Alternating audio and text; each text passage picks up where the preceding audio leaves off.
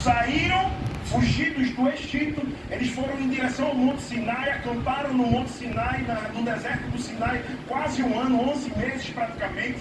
Foi lá que Deus manda a tábua, os mandamentos na pedra para aquele povo, a lei mosaica, toda a lei para reger e direcionar todo aquele povo.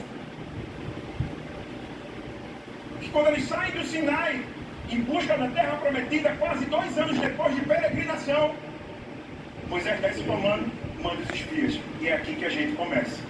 Quatro mentalidades erradas. E a primeira delas, mentalidade errada número 1. Tudo de ruim acontece comigo. Porque eu quero que você entenda muito bem. Se você nunca falou essa frase, você já escutou alguém falando do seu lado. Se você nunca disse essa frase, você já escutou alguém dentro da sua casa falando. Ou de repente algum vizinho, algum amigo que anda muito com você. De repente essa pessoa está do seu lado. Tudo de ruim acontece comigo, irmão. Mas tu não tem noção, tudo de ruim. Hoje, irmão, eu me levantei, botei minha roupa, estava indo pro trabalho todo arrumadinho, cheirosinho. Quando eu vou em direção que eu saio do meu prédio, da minha casa, um toró cai. Só podia ser comigo. Você ainda olha para o céu e diz, tinha que ser comigo, né, Senhor? Essa é a primeira mentalidade errada que você vem cultivando na sua vida. Tudo de ruim acontece comigo. Porque essa história do povo de Israel vai mostrar o quanto aquele povo é como a gente. O quanto nós somos, na verdade, como eles. É o mesmo povo reclamão, é o mesmo povo murmurador, é o mesmo povo que esquece da boa mão de Deus sobre as nossas vidas. A gente esquece, gente. E eu me incluo nisso, todo mundo se inclui, porque muitas vezes o favor de Deus é tão maravilhoso, Deus já fez tantas coisas nas nossas vidas, mas quando a gente enfrenta momentos difíceis, mas quando alguns obstáculos chatos aparecem, a gente se esquece do que Ele já fez. E a gente simplesmente diz, tudo acontece comigo. E eu acho que Deus lá de cima diz, tu está esquecido, né, o que eu fiz por você. Tu está esquecido dos livramentos que eu já te dei. Tu está esquecido das bênçãos que eu já derramei na sua vida. E essa mentalidade, tudo de ruim acontece comigo, aquele povo de Israel estava passando. E cultivando isso na vida deles, porque deixa eu dizer uma coisa, tudo de ruim só acontece comigo, é igual a reclamação que vai matar você. A murmuração que vai paralisar você. E lá em Números, capítulo 14, do verso 1 ao 4, se você tiver a sua Bíblia, algum dispositivo eletrônico, já vai acessando aí. Livro de Números, capítulo 14, do verso 1 ao verso 4. É o quarto livro da Bíblia no Antigo Testamento. Você vai abrir sua Bíblia, vai estar Gênesis, depois de Gênesis, Êxodo, depois de Êxodo, Levítico. Depois de Levítico vai estar o livro de Números, o capítulo 14, do verso 1 ao 4. E a palavra de Deus diz, depois de ouvirem o relatório dos espias, todo o povo começou a chorar em alta voz e passou a reclamar contra Moisés e Arão. Diziam que teria sido melhor morrer no Egito ou no deserto. Questionavam porque o Senhor os havia levado àquela terra para morrer pela espada e ter suas famílias expostas ao perigo. Então passaram a discutir entre si a ideia de escolher outro líder para voltar ao Egito. Você já parou para pensar o quanto esse povo era reclamão e murmurador? Moisés tinha dado uma ordem aos espias, aqueles espias tinham ido à terra prometida, tinham olhado, observado, a Bíblia diz que foram 40 dias de espionagem, de observação. Os 12 espias voltam, retornam até Moisés e a toda a congregação, entregam todos os relatórios, e quando aquele povo escuta os relatórios, a Bíblia diz que todo o povo começou a chorar em alta voz. Mas pastor, por que aquele povo começou a chorar em alta voz? Porque a Bíblia diz que dos 12 espias, 10 concordaram que aquela terra realmente era próspera, que manava leite e mel, que os frutos daquela terra eram maravilhosos. A Bíblia diz que o fruto, o cacho de uva era tão grande daquele lugar, que 2 homens vinham carregando em uma vara, de tão pesado que era, um cacho de uva. Ou seja, era uma terra maravilhosa. O interessante é que os 12 concordavam que essa terra era maravilhosa, mas 10 dos 12 diziam: é impossível a gente ocupar aquele lugar. É impossível a gente adentrar naquelas terras. Porque aquela terra lá tem jebuseus, tem amorreus, tem os descendentes de Anak, são os gigantes, tem os hititas, tem os amalequitas. Tem gente demais, tem muita gente, tem povo inimigo naquele lugar. O povo fortificado, aquele povo com um exército montado. Não tem como entrar, Moisés. Não tem como a gente adentrar, não tem como a gente obter vitória. A terra é maravilhosa, mas não tem como. E a Bíblia diz que quando toda a congregação de Israel, milhares de homens, escutam aquele relatório, o povo começa a chorar em alta voz. O povo começa a reclamar. O povo começa a dizer: tá vendo? Era melhor ficar no Egito. Era melhor morrer lá. Não. E muitas vezes é isso que eu e você nós fazemos. Nós nos esquecemos, e aquele povo tinha esquecido da promessa de Deus. A promessa para aquele povo era uma terra que Deus entregaria a eles. Mas como assim, pastor? É porque a promessa começou com Abraão. Deus deu essa promessa para Abraão. Essa promessa é confirmada em Êxodo várias vezes. Essa promessa agora é confirmada em Levítico, no capítulo 20, no verso 24. Quando Deus fala para esse povo aqui, para os 12 espias, para toda a congregação: eu darei a vocês uma terra que manda leite e mel. Mas o mais interessante é que Deus tinha falado com aquela geração, mas mesmo assim eles tinham esquecido da promessa que Deus tinha liberado sobre eles. E muitas vezes é isso que acontece comigo e com você. Deus libera uma palavra, Deus planta um sonho maravilhoso no nosso coração, na nossa vida, para a nossa família, mas a gente se esquece quando os obstáculos aparecem. A gente chora, a gente entra num quarto, a gente começa a se derramar, a gente começa a não mais confiar no que Deus pode fazer, porque simplesmente a gente é como eles. Uma mentalidade errada. Tudo acontece comigo, tudo de errado acontece comigo. Eu olho para a igreja, pastor, o irmão chegou agora, tem 1 mês na igreja, já arrumou a varoa, já está orando. E eu estou aqui, pastor, há 5 anos e não tem uma varoa querendo orar comigo. Mas isso acontece desse jeito, gente.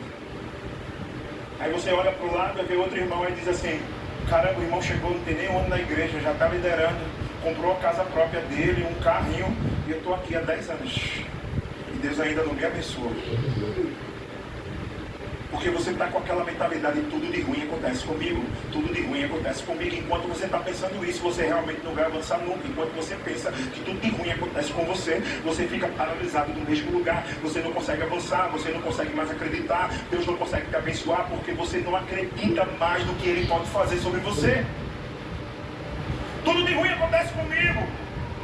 Você começa a cultivar alguns pensamentos que não são de Deus, que muitas vezes te destroem, te depreciam. Porque sabe o que aquele povo estava fazendo? O que o apóstolo Paulo fala na primeira carta aos Coríntios, no capítulo 10, do verso 9 ao 11. Olha o que Paulo diz: não devemos tentar a Cristo, como algum deles fizeram e foram destruídos por serpentes. Nem devemos murmurar, como alguns deles fizeram e foram destruídos pelo destruidor. Paulo está comentando esse acontecimento. Paulo agora está no Novo Testamento, escrevendo uma carta à igreja de Corinto. E quando ele escreve, ele comenta e cita essa passagem aqui do povo de Israel, da insatisfação, da murmuração, da reclamação daquele povo. Porque eu não sei se você sabe, quando aquele povo chora em alta voz, em seguida, tempos depois, todos aqueles espias morreram. Porque a reclamação vai te matar. E eles morreram de forma física, mas a pior morte é a morte espiritual. Quanto mais você reclama, quanto mais murmura, quanto mais você diz tudo acontece comigo, mais você está morrendo espiritualmente, mais você não acredita no poder de Deus, mais você não coloca a sua confiança completamente em Cristo Jesus. Aquele povo morre, e o pior, Deus tinha dito para todos. Chamou Moisés e disse: Moisés, a partir de agora, esse povo reclama tudo. Qual é o problema deles? A partir de agora, Moisés, todos que tiverem idade de 20 anos acima, nessa congregação aqui, nenhum deles entrará na terra prometida. Nenhum deles. Ei. Vamos deixar a murmuração de lado. Vamos parar que o universo está contra mim. Sabe aquelas pessoas que entram num lugar e você olha assim e diz: está olhando para mim, pastor. Não, pastor, está olhando, sou eu, tenho algum problema em mim. Não, para com isso. Tudo é sobre você. Não é sobre você. Não, é porque tudo acontece errado comigo. Tudo não vai dar certo. Tem gente que se levanta, vai para a entrevista de emprego. Não, eu estou indo lá, né? Mas tu sabe, né, amor? Não vai dar, porque eu não tenho capacidade. Pelo amor de Deus, nem vai então. Nem vai. Quebra essa mentalidade ridícula que o cão tenta botar na sua cabeça. Isso não é uma mentalidade de um servo, de uma serva de Deus. Isso não é uma mentalidade de um filho, de uma filha de Deus. Deus nos trouxe aqui hoje para que a gente possa ter uma mentalidade totalmente transformada, totalmente inclinada para Ele. Quando esses pensamentos quiserem consumir a sua mente, troque pensamentos, comece a declarar sobre a sua própria vida: eu sou filho de Deus, eu sou servo, eu tenho condições, eu sou redimido, lavado pelo sangue de Cristo, eu sou abençoado, eu sou um servo do Senhor, eu sou fiel, eu sou honesto, eu não me vendo por qualquer coisa, eu sirvo ao meu Senhor, o Senhor dos Senhores, aquele que tudo pode. A segunda mentalidade errada que a gente tem que entender muito bem aqui é o que? Está demorando demais. Eu acho que você pode ter falado já isso alguma vez. Eu já falei várias. Estou confessando aqui para você. Está demorando demais, Deus. De repente você já falou até para Deus, como eu já falei: Deus, está demorando demais. Eu sei que o Senhor prometeu, mas está demorando demais. E esse demorando demais é a impaciência que vai paralisar você. Esse está demorando demais, você vai cultivar uma impaciência na sua vida e vai acabar paralisando, deixando você parado, inerte, sem avançar. Está demorando demais. Aquele povo, o povo de Israel, olha o que eles chegaram a pensar no verso 2 do capítulo 14, diziam que teria sido melhor morrer no Egito ou no deserto. Mas por que seria melhor morrer no Egito ou no deserto? Porque está demorando demais. Já tem 2 anos que a gente anda nesse deserto, já tem 2 anos que a gente não tem casa, já tem 2 anos que a gente habita em tendas. Está demorando demais, Moisés. E você está desse jeito, está demorando demais para a promessa ser cumprida. Mas não é no meu tempo, não é no seu tempo, não é no tempo da sua esposa, não é no tempo dos seus filhos, não é no tempo do seu pastor, não é no tempo da sua igreja, não é no tempo do seu líder, é no tempo daquele que é dono do tempo, aleluia! É no tempo dele! Pastor. E o problema dessa demora, dessa impaciência, é fazer as coisas de acordo com a nossa força e a nossa vontade. Porque quando eu acho que está demorando demais, eu me levanto e faço e tomo decisões erradas em minha vida. E essas decisões tomadas de forma errada acabam gerando consequências para mim. É ou não é? Atira a primeira pedra aquele que nunca tomou uma decisão na força do braço. Atira a primeira pedra aquele que nunca se levantou e disse assim: não, agora eu vou resolver do meu jeito. Ah, ele não me conhece? Quando eu chegar eu vou rachar. Você tenta resolver do seu jeito, na força do seu braço, porque está demorando demais. Foi desse jeito que Abraão e Sara fizeram. A promessa do filho estava demorando demais. A promessa de Isaac, o nascimento de Isaac, estava demorando demais. E o que foi que Abraão e Sara fizeram? Sara teve uma ideia maravilhosa. Abraão, se deita com a nossa concubina H, tem um filho com ela, que eu vou criar ele como meu filho. Impaciência. Está demorando demais. E até hoje, as nações escolhem a decisão que Abraão e Sara tomou. As guerras entre os árabes e o povo judeu, porque estava demorando demais. E Deus não deixou de cumprir a promessa. Isaac nasceu no tempo que Deus determinou. Está demorando demais, pastor, eu não aguento mais. Descanse em Cristo Jesus. Comece a quebrar essa mentalidade errada. Comece a destruir, a excluir, a eliminar da sua vida essa mentalidade que tudo demora. Não. O nosso tempo é o tempo cronológico. O tempo de Deus é Kairos. Um dia para Deus pode ser mil dias para Deus pode ser um dia. Eu não sei se você está entendendo. A sua vida pode mudar agora, a sua vida pode mudar amanhã, a sua vida pode mudar daqui a 10 minutos, mas ela pode mudar daqui a um ano também. Ei, Deus pode transformar a vida de um homem e de uma mulher quando ele simplesmente estralar o dedo dele, mas vai ser na hora que ele decidir fazer. Decidir fazer. Essa mentalidade de está demorando demais, a gente tem que excluir, eliminar da nossa vida. E a terceira mentalidade errada que muitas vezes aplicamos em nossa vida: não é minha culpa. Não é minha culpa. A vida que eu estou levando hoje não é minha culpa. Você já parou para pensar que nós, seres humanos, temos essa mania de culpar todo mundo e nunca admitir que a culpa é nossa? É ou não é? Quem nunca botou culpa em alguma coisa? Não é? Você faz algo errado e você diz: não, a culpa não foi minha, foi fulano. Não, a culpa foi do meu pai que nunca me deu condição de estudo necessária.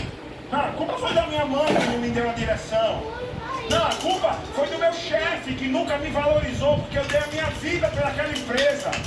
Deixa eu dizer uma coisa, a culpa é sua, a culpa é minha. A gente tem que aprender a analisar os fatos, a admitir os nossos erros, a reconhecer quando a culpa é nossa. Eu sei que às vezes a culpa são de outras pessoas, de terceiros, mas muitas vezes a culpa também é nossa. Porque decisões são tomadas por nós mesmos. Nós é que decidimos o caminho que queremos andar, que queremos caminhar. Aquele povo estava ali e olha o que eles disseram. Olha o que eles diziam. E todo aquele povo passou a reclamar contra Moisés e Arão. A culpa é dele, é de Moisés. A culpa é de Arão. Arão era irmão de Moisés. Arão caminhava junto com Moisés. Arão era o porta-voz de Moisés. E agora tudo que estava acontecendo de errado com o povo de Israel, a culpa era de Moisés e de Arão. Não tinha água, a culpa era de Moisés. Não tinha comida, a comida era diferente, a culpa era de Moisés. A jornada era longa, a culpa era de Moisés. Tinha inimigo na terra prometida, a culpa era de Deus, porque Deus tinha dado uma promessa, mas tinha um inimigo lá dentro. Então a culpa é de Deus. E você fica falando a mesma coisa. Eu conheço gente que fica comentando fatos que aconteceu há mais de uma década, dizendo: a culpa foi de fulano, por isso que eu estou vivendo a vida que eu não vivo hoje. Tem 10 anos. A culpa do meu casamento ter sido destruído foi dele. Aí você não tem culpa de nada, né? Não, tem não. A gente precisa reconhecer que muitas vezes a culpa é nossa. Falta de atitude, falta de posicionamento. Se a gente parar para analisar o término de muitos casamentos, nunca a culpa é de um só. Nunca, não é. Se você for nas entrelinhas, todo mundo tem uma pitadinha de culpa. De falta de atitude, falta de empatia, se colocar no lugar um do outro.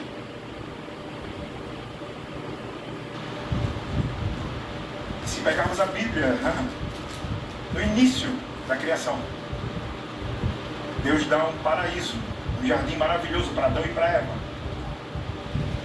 pode contemplar, usufruir de tudo que eu fiz para vocês. Vocês só não podem uma coisa aqui: comer do fruto proibido. Dessa árvore aqui, ó. É proibido comer. A Bíblia diz que Adão e Eva comem do fruto proibido. Quando Deus se apresenta para Adão: Adão, o que foi isso? Adão diz: foi a mulher que tu me deste. A culpa não é minha. Eva, o que foi isso? Foi a serpente que me convenceu. A culpa não é minha. E é isso que a gente vive fazendo o tempo todo nas nossas vidas.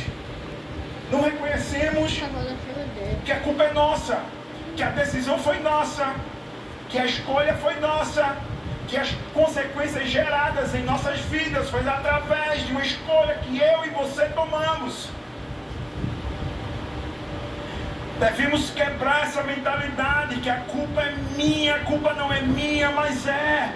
A gente precisa reconhecer isso em nossas vidas. A gente precisa parar de se vitimizar, porque essa vitimização vai aprisionar você. Tem gente que culpa tudo. Se chover é culpa de Deus, se fizer sol, se está muito quente é culpa de Deus, se não deu certo o dia é culpa de alguém. A quarta e última mentalidade errada em nossa vida: eu não sou digno. Porque depois dessas três, né, você não é digno mais de nada, né? E é isso que o diabo faz comigo, com você. Depois que você acha que tudo de ruim acontece com você, depois que você acha que tudo demora demais na sua vida, depois que você acha que o culpado é todo mundo e menos você, qual é a dignidade que você tem para viver o melhor de Deus? Não tenho dignidade nenhuma, pastor. Eu não mereço. Não é isso que o diabo coloca na minha, na sua cabeça? Você não merece viver um casamento abençoado. Você não merece uma segunda chance para constituir uma família. Você não merece uma nova oportunidade de emprego. Você não merece ser aprovado no concurso. Você não merece conquistar sua casa própria. Você não merece comprar o seu carro, porque tudo de ruim acontece com você, porque a culpa é de todo mundo, porque as coisas demoram demais. Você não tem dignidade nenhuma. Deixa eu dizer, é mentira do diabo. É mentira! Olha como aquele povo se achava diante do inimigo. Olha como aquele povo de Israel se achava diante daqueles povos que ocupavam a terra prometida. Lá em Números capítulo 13, no verso 33, a Bíblia diz que eles falaram: também vimos ali gigantes, os filhos de Anak, os descendentes dos gigantes, e éramos aos nossos olhos como gafanhotos, e assim também éramos aos seus olhos. Ou seja, aquele povo estava dizendo: aos olhos dos gigantes, nós éramos como gafanhotos. E aos nossos próprios olhos, nós também nos enxergamos como gafanhotos. É a síndrome da inferioridade. Alguns teólogos falam da síndrome do gafanhoto. Eles se enxergavam pequenos, que não eram dignos de saírem vitoriosos na batalha contra aqueles povos. Eles não se achavam dignos de ocupar aquela terra, por isso desejavam morrer no Egito, por isso desejavam morrer no deserto, por isso desejavam um novo líder para voltar ao Egito e ser escravizado novamente, porque não se achavam dignos de ocupar uma terra maravilhosa, de constituir uma família num lugar maravilhoso, não se achavam dignos de ter uma nova oportunidade de relacionamento, não se achavam dignos de viver uma vida próspera, não se achavam dignos de viver uma vida em santidade. E o diabo vem colocando coisas na sua cabeça, mas você vai quebrar hoje. A partir de hoje você vai dizer: eu sou filho de Deus, eu sou servo de Deus, eu tudo posso naquele que me fortalece. Ele é o rei dos reis, é o senhor dos senhores, é o médico dos médicos, é o advogado dos advogados, é o meu Deus. Ele pode fazer o que eu nunca poderia fazer a olhos humanos, é o que homem nunca poderia fazer, mas ele pode. Nós não somos dignos porque somos bons, mas porque Ele vive em mim e você, e Ele está conosco. E se temos um Pai, Se a própria Bíblia diz que eu sou herdeiro do reino, se a própria Bíblia diz que eu sou co-herdeiro com Jesus Cristo do reino de Deus, eu tudo posso naquele que me fortalece. Eu tudo posso naquele que me fortalece. Fica de pé no seu lugar. Eu tudo posso naquele que me fortalece. Olha para a pessoa que está do seu lado e diga: eu tudo posso naquele que me fortalece. Olha para outra pessoa para não ficar com ciúme: eu tudo posso naquele que me fortalece. Ah, pastor, mas que história trágica, porque a Bíblia fala que toda aquela geração, e o livro de Números, não é à toa que o nome dele é Números, não é uma redundância, é porque o livro ele contabilizava quem era povo de Deus e quem não era. E a Bíblia diz que toda aquela nação estavam unidos em mais de 600 mil homens, mas eram apenas homens contados. Imagina as crianças e as mulheres. Uma nação inteira. E Deus tinha dito a Moisés: olha só, aqueles que estiverem com 20 anos acima, nenhum deles entrarão na terra que eu prometi, pela falta de incredulidade, por não confiar naquilo que eu liberei sobre eles, por reclamarem, por murmurarem. Moisés, nenhum deles entrarão na terra que eu prometi. Mas lembra que eram 12 espias, 10 trouxeram um relatório negativo, mas dois,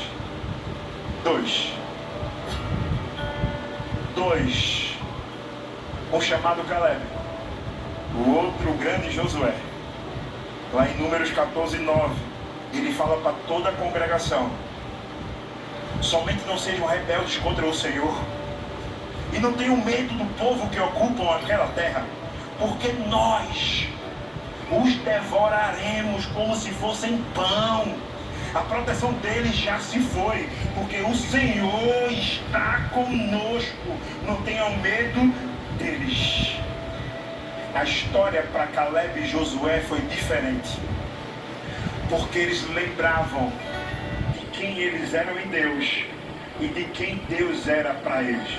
Porque eles lembravam quando Deus abriu o mar vermelho, porque eles se recordavam quando Deus mandava a coluna de fogo sobre eles no sol quente, escaldante, porque eles lembravam da coluna de fogo quando estavam caminhando à noite, porque eles se lembravam que quando estavam com sede, Deus fazia jorrar água da rocha, porque eles lembravam que quando estavam com fome, a comida caía do céu, porque eles lembravam que lá em Levítico, quando Deus se pronunciou para toda a nação, para Moisés, Deus disse: eu darei a vocês uma terra que mana leite e mel. Meu irmão, você é Caleb, você é Josué. Continue confiando, continue acreditando, quebre todos os pensamentos contrários à palavra de Deus, porque a palavra é viva, a palavra é eficaz, a palavra dura para sempre, e se dura para sempre, no tempo dela, no tempo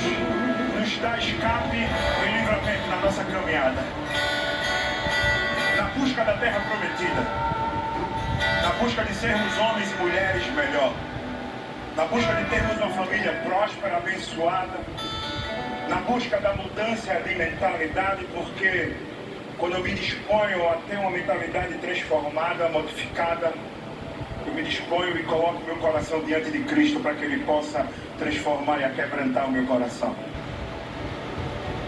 Josué e Caleb, dois homens que confiavam em Deus, que independente das circunstâncias, acreditavam e tinham a certeza que aquela terra seria deles. Deus falou para Moisés que aqueles homens não entrariam na terra prometida. Para cada dia que eles espionassem, que foram 40 dias, Deus deu 1 ano para aquele povo começasse a peregrinar no deserto. 40 anos. E 40 anos depois, Deus deu a dignidade de Josué, Caleb e a nova geração adentrar a terra que Ele já tinha prometido há muito tempo. Aquele povo poderia ter entrado muito tempo, 40 anos antes, se tivessem confiado e acreditado naquilo que Deus já tinha liberado sobre a vida deles. E muitas vezes a nossa vida acaba se atrapalhando por causa da nossa falta de confiança em Cristo Jesus. Mas hoje é um domingo maravilhoso. Hoje é um domingo de restauração. Hoje é um domingo de mudança de mentalidade. Hoje é um domingo onde Deus vai te dar direção e vai fazer você sair daqui hoje confiando nele, acreditando que Ele ainda pode fazer aquilo que o diabo tentou esconder de você, aquele sonho que o diabo tentou enterrar. Hoje Deus está te trazendo de volta aquela palavra que um dia Ele liberou para você, aquilo que Ele plantou no seu coração, aquilo que só você e Deus sabe, aquele seu clamor no seu quarto, aquelas lágrimas derramadas. Ele vai fazer, Ele vai escutar você.